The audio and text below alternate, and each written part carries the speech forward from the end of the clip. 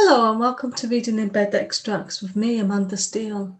And you might have noticed I've not done one of these extract shows for a while now, and that's because I've been busy recording and uploading chapters of my novel, Ghost of Me, which is now a podcast.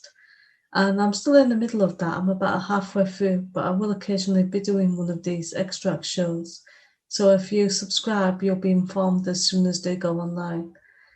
So today I've got a really good book that I'm reading an extract of, and it's called Dead Men Naked, and it's by Dario Cannizzaro. And here's the blurb. Would you go on a road trip with death? Lou couldn't say no to that question. If you witnessed the inexplicable death of your best friend Neil and were haunted by visions of the Grim Reaper and the giant black crow, your answer would be yes as well. Embark with Lou, an anthropomorphic embodiment of his own death, on a tequila-induced journey, and descend from cities to desert to chase Angelene, a charming exotic dancer who holds the secret to save your soul, all the while poetically ruminating on the meaning of the life, universe, and saving grace of love. Dark, hilarious, profound, and charming, this must-read novel is a steaming hot cup of magic realism, dark fantasy, literary fiction, and poetry that will make you laugh and cry and want to read it again and again. There are no secrets to the dead, as after this life they still exist, and known to them is the exit from this stage of fools.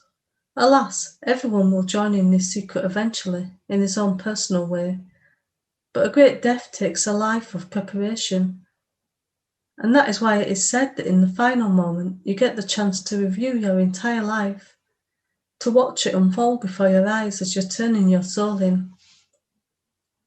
But while everyone can picture a last moment of intimacy with his or her demise, very few stop and think of the end during all the other moments of their life.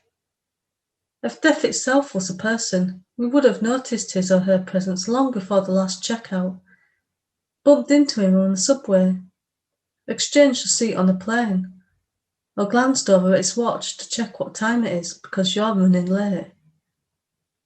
We purposely regulate this thought to the very end, an end that's simply pushed to the back of our mind and only rarely comes back, usually in the heart of the night, haunting our sleep.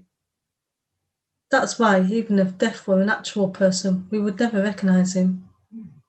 The personification of our death, even if he turned out to be your pale, skinny neighbour upstairs.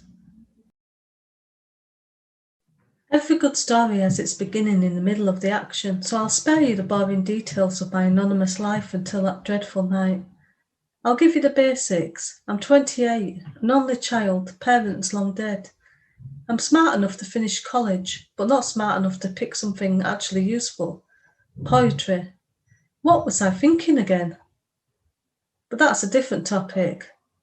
Of course, there's no good story ever started with once upon a time I was drinking a cranberry juice. I'll start with me and Neil. My best friend Neil, who knew the secrets of my buttery heart that trembled and fell in love too easily. Neil, whose heart was lighter than mine. Neil and I, as this story starts, in a pub at sundown in the city. Nameless voices filling the air and the smell of alcohol and sweat and people trying to find shelter from themselves. That night saw us celebrating my 3rd month unemployed. But the important part of the conversation, the part that set everything in motion, came unnoticed when we ended up talking about my new neighbour, the guy in the attic. We didn't know his name, and we didn't care.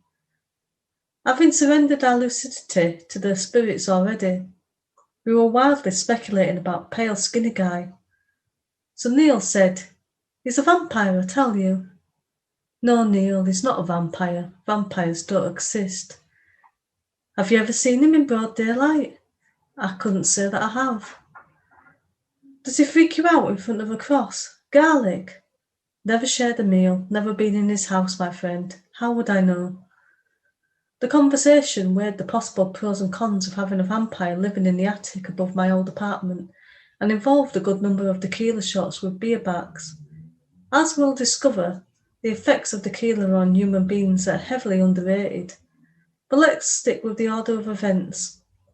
Neil kept insisting on his vampire theory and said, "So, let me recap. He always dresses in black, is pale as the moon, and so tall and thin it's a frigging miracle he can even stand up straight. If he's not a vampire, then he's definitely something. Possibly a Satanist. Does he wear t-shirts with goats on them? I wouldn't know, Neil. I saw him once. Twice. Never even said hello to him. And he moved in what, 3 weeks ago? More or less. More tequila?" So that's the extract, and if you like the sound of that, you can find it on Amazon, and I'll include the link in the write-up, and I'll also include the blurb again, and if you want to buy it, please do. Remember to subscribe for the next episode, and thanks for listening. Bye everyone.